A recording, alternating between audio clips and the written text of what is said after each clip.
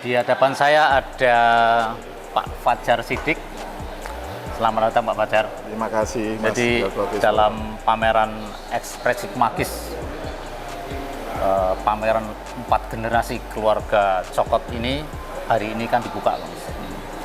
Menurut Mas Fajar ini sebagai seorang seniman dan kurator yang cukup saya kagumi ini, kesan dan pesan apa menurut Mas Fajar mengenai ekspresif magis seorang maestro Cokot? Ya, sesuai dengan latar belakang Mas Fajar, silakan Mas. Budaya Bali mengenal betul mitologi para dewa. Budaya Bali melalui dunia spiritualnya banyak menyumbangkan ranah perkembangan seni penting di Indonesia, khususnya Bali. Bali mempunyai satu akar tradisi yang tidak pernah lepas dari mitologi para dewa itu, karena kesenian Bali adalah kehidupan itu sendiri. Kehidupan masyarakat Bali sangat dekat dengan agama yang mereka anut dan mereka yakini. Sebuah keluarga maestro besar Cokot adalah manifestasi daripada seni klasik patung di Bali yang sangat fenomenal dan sangat legendaris. Saya menyambut baik melihat pameran ini karena bagaimanapun juga Cokot itu sudah menjadi bagian dari karya seni penting di Bali, khususnya di satu desa di daerah Ubud dan sekitarnya. Karena Cokot adalah sebuah keluarga yang mewarisi tradisi-tradisi di masa lampau, di mana patung-patung yang diciptakan oleh Cokot itu sangat melegenda. Bahkan menginspirasi beberapa para seniman-seniman di luar ranah pendidikan seni di Bali. Cokot adalah legenda besar. Bagaimanapun juga kita bisa melihat dengan penyajian pameran di Balai Budaya yang cukup lengkap ini, yang diteruskan kembali oleh para keturunan-keturunan beliau, mungkin anak, cucu, dan buyut, dan seterusnya, menjadi inspirasi besar.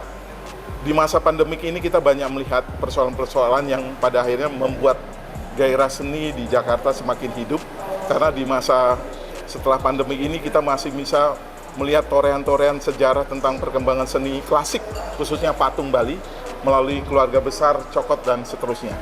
Nah, saya menyambut baik bagaimanapun juga beberapa karya-karya yang masih miris di sini, sangat liris sekali.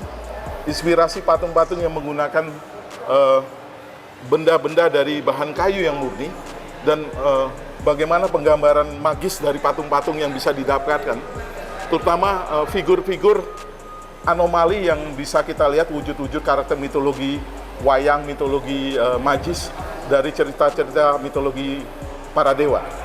Dan inspirasi ini ternyata masih berlanjut sampai dengan keturunan Cokot seterusnya. Jadi saya sangat mengapresiasi kembali bagaimana peristiwa hari ini menjadi sangat luar biasa untuk kita mendapatkan inspirasi banyak, dan kita bisa belajar kembali melihat bahwa di dalam keturunan keluarga Cokot masih tertanam benih-benih kerinduan pada karya-karya klasik, di mana kita bisa melihat kembali jejak-jejak rekam dari karya-karya yang ditorehkan para keturunan almarhum pelukis legendaris Cokot. Kedatangan Mbak Yunti datang ke Ekspresi Magis keluarga Cokot 4 generasi ini sebenarnya, Mbak Yunti, apa nih ketertarikan apa yang dengan patung keluarga Cokot ini? Awalnya saya kan main di tempat Pak Kris, di kediaman Pak Kris. Ya, saya lihat kayu-kayu, patung-patungnya kan ada beberapa gitu. Terus saya coba baca-baca juga Cokot, keluarga Cokot. Terus Cokot ada ketertarikan ya? Memang saya memang suka dengan patung-patung, karya patung. Sangat kagum sekali, karena saya memang kurang bisa kan. Saya kan baca mengenai Cokot itu, karya-karyanya, memang. Tapi kan karena memang ini udah kayunya tahunan ya, jadi udah beda sih sama kalau saya kan rayapnya baru beberapa tahun dimakan, dan kayunya kayu bukan kayu asli kan, kayu Ngerayap buatan. profesional ini. Ini rayapnya rayap ahli nih. Dalam pameran ekspresif magis keluarga Cokot 4 generasi dipamerkan di sini, termasuk ada 2 karya original Cokot, ada 39 patung di Balai Budaya ini. Ketertarikan atau mungkin ada pengetahuan mengenai Cokot atau Cokotismenya, mungkin Mas Bonus kayak bisa diutarakan. Ya, terima kasih. Saya bahagia, senang bisa hadir di sini karena ini bagian dari saya ya. Dari bawah ke vertikal ke atas ya. Boret sikot banget ya kan. Ini purba. Ya sangat tertarik sih. Barangkali yang perlu diiniin kayu. Jenis apa, tahun berapa? Nah, mungkin bisa tanya nih, ada cucunya nih, bisa. Dari tanah mana? Wah, bisa ngobrol nih, silakan. Apa dari Pulau Sumatera, Bali gitu kan, karena menyangkut masalah soal cokotismenya itu juga. Nah, Saya waktu berkarya ini berpikiran nak membuat wajah ini. Saya Sebetulnya pengen bikin kayak hutan gitu, cuman saya kembali ini bagus kayaknya wajah ini. Saya kalau saya bikin mah ya. udah ngelihat di sini ada wajah langsung di sini. Ya, ini udah langsung wajah nih Mas Joko nih. nah, Ya. Gitu loh. Iya kan? iya. Kebetulan Ya. awalnya saya bikin gininya aja nggak ada wajah, biarin gitu. Kayu Setiap apa nih? ini kayu gintungan dari Gintung. kampung saya Oh, gitu. Banjarjati di ladang dapat. Ini kebetulan ini udah kepotong, ini bekas potongan. Ini Tinggal di lihat. bawah saya angkat nih akarnya. Ya Mas Joko tinggal diterangkan secara narasi kayunya dari gintung gitu loh. Iya. Alasan itunya tambahan itu. Nanti ada kok, ini kebetulan belum dipasang nih nanti. Ya, Kasihan ini. Ini dari akarnya. akarnya. Pertama saya coba mau bikin kebalik, ini di atas, cuman nggak bisa diri balik. Jadi memang sudah begini kayunya ya? Ya, emang dia maunya dirinya kayak kayak gini, makanya saya biarin kasih iya. wajah. Ya saya itu bikin. nalurinya si kayu yang didekati oleh si seniman secara intuitif ya. Ya. Barangkali posisi organik dia emang begini posisinya, tidak bisa dibentuk lagi dengan dibalik gitu ya. Untuk dipaksakan karena secara organisme ekosistem dia tumbuh ya seperti ini. Jadi natural ya, natural. ya. Dari alam ya, dari. Yang awalnya saya bikin kan ini, kan arah naik rencananya nih bikin waktu belum saya balik. Ternyata nggak bagus ya balik, bagus kelihatannya ini, makanya ini semua arah. Ya, ini kan ada atas sebenarnya rencananya.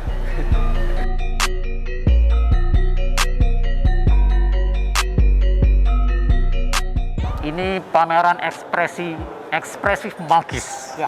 Karya Maestro Cokot. Siap. Mas Vito, tahu nggak sih ini sebenarnya siapa sih Cokot itu?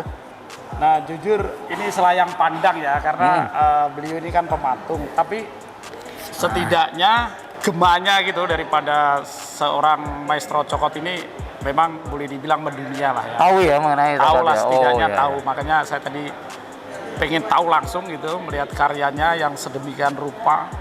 Ya betul tadi kalau Mas Joko sampaikan bahwa ada daya magisnya, karena ketika saya ngobrol sama para pematungnya sendiri, sejak motong kayunya saja sudah melakukan ritual, ya kan, memahat awal saja sudah pakai ritual. Kalau kita orang Muslim Bismillah, mungkin bahasa beliau beda, tapi setidaknya itulah sebagai bentuk komunikasi antara personal dengan objeknya itu sedemikian rupa gitu loh. Saya pikir itu sih Mas Kisworo, nggak bedanya juga melukis. Melukis juga kita pakai nawa itu Bismillah, sehingga lukisan kita bisa menjadi lukisan yang maksimal, punya energi baik, punya aura baik. Kira-kira itu sih. Ini luar biasa, saya satu persatu saya amatin. Ada juga kayunya yang konon katanya sudah ketanam di tanah Iya. sekian puluh tahun atau bahkan ratusan itu tadi, menjadi satu karya yang menurut saya luar biasa.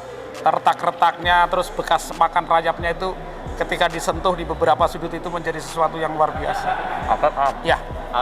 Yang pasti mungkin akan lebih menguatkan profesi sebagai Betul. seniman. Betul. Mungkin begitu ya. Ya, ini- Karena Maestro ya. Cokot sampai keempat generasi ini Siap. sampai sekarang tetap menggema. Betul.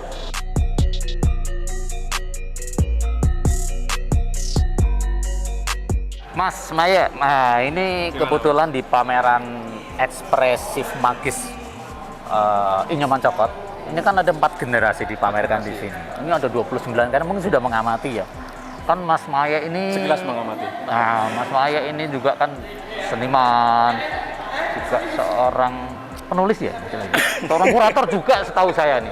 Ekspresif magis seorang Cokot yang diturunkan sampai 4 generasi ini, apa tangkapan Mas Maya sebagai seorang, mungkin ini sebagai seorang kurator lah ya, kan pernah kayaknya saya pernah membaca aku kurator melihatnya nih. di generasi awal ya, pas Pak Ya, Cokot ya. masih aktif itu, dia kesan medisnya masih ya Mas, terlalu kuat banget. Kesan magis ya. Tapi ketika sampai ke zaman kesini, mungkin generasi yang keempatnya yang mungkin agak itu ya, karena pengaruh dari modernitas, Oh. pengaruh dari budaya-budaya modern, budaya populer. Jadi ada loncatan ya. Mungkin dari situ ada perubahan-perubahan sih. Tapi itu nggak masalah sih, tapi mungkin lebih memberi nuansa. Nah, Dari Cokotisme ini ya. lebih memberi nuansa ketika waktu itu magis. Paling tidak dari beberapa generasi mungkin harus ada perubahan-perubahan lah, biar bisa dibaca zaman. Tapi secara kekaryaan mungkin Mas Maya bisa merasakan itu kan ya. Ya contoh misalnya ini kan dari karya dari anaknya nih. Lebih halus gitu ya. Ya. Ya kan? Bahkan kalau karya Cokot kan dia terlihat Ekspresif ya. ekspresif dan apa ya? Detailnya juga ya. Ya detailnya dan kasar ya, raw gitu. Nah ini kan mungkin yang tadi Mas Maya maksud itu ya, untuk berikutnya mungkin dia Mungkin lebih secara teknis itu juga sih. menghaluskan, mungkin punya niat seperti itu mungkin ya. Jadi raw artnya tidak tampak begitu ya kira-kira. Ya pasti ada pergeseran lah. Ada pergeseran pasti ya di situ ya. Dari ekspresif magis ini menurut Mas Maya apa nih yang bisa diambil oleh anak-anak sebagai anak muda nih? Apa yang bisa diambil Ekspresif magis. untuk kedepannya nih? Saya kira generasi sekarang membutuhkan hal-hal yang sifatnya nggak saja real ya, tapi butuh sesuatu yang mungkin nggak tampak sebagai kekuatan ketika apa ya, ada hal-hal yang nggak bisa dijangkau. Jadi mereka Spiritual ya. jadi mereka juga butuh hal-hal seperti itu. Nggak cuma sekedar hedonisme bisa anak-anak sekarang kan, yang terlalu banyak mengakses internet, kemudian nilai-nilai spiritual magis ini atau hal-hal yang sifatnya religius itu pudar gitu. Jadi saya pikir sangat relevan sih ketika ini dihadirkan di Oh zaman iya. sekarang. Itu kan mengalami pergeseran antara Cokot sampai ke Cokotisme 4 generasi ini ya. Itu kan jelas mengalami pergeseran. Menurut Mas Maya ini, di generasi Mas Maya ini ketertarikan generasi itu yang tadi sudah diutarakan ya, mengalami pergeseran mungkin karena modernisasi, teknologi dan lain sebagainya. Kira-kira ada benang merah nggak di sana yang bisa diambil untuk anak-anak muda sekarang ini dari pameran Cokotisme ini, Cokot dan Cokotisme 4 generasi ini? Hal-hal yang sifatnya magis, spiritual itu memang harus hadir kadang-kadang. Ketika itu dibutuhkan gitu aja sih sebenarnya. Karena itu juga salah satu cara menghargai bagaimana kita ketika melihat orang-orang kita di masa lalu, nenek moyang kita atau Ya. budaya kita, leluhur Budaya yang jelas ya. Kayak gitu.